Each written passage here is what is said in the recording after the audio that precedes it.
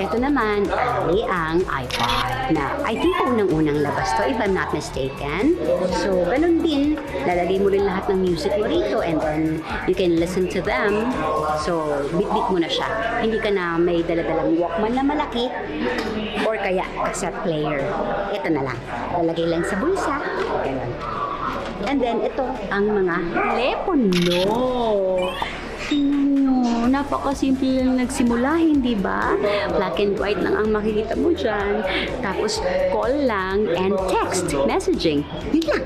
Wala ka pang hahanapin pictures, wala ka pang makikitang images, wala ka pang searches na magagawa. Talagang call and text lang. Noong panahon yun. Pero ngayon, iba-iba na yun. Dami na rin nagagawa. Minsan, hindi mo naman kailangan na. And we have the PSP. Ito, alam ko to. Alam ko talaga to kasi ginagamit ko to before naglalaro ako ng Cake Mania.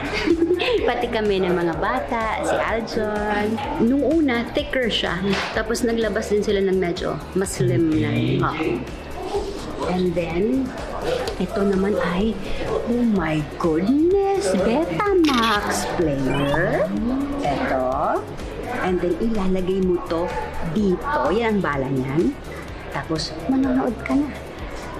So, Betamax, VHS, VCD, DVD, and then ngayon, syempre, iba-iba na, di ba? Pwede ka na nang manood sa kahit saang plataforma eh. Pero noon, ito muna. Ito ka muna makakanood ng mga pelikula.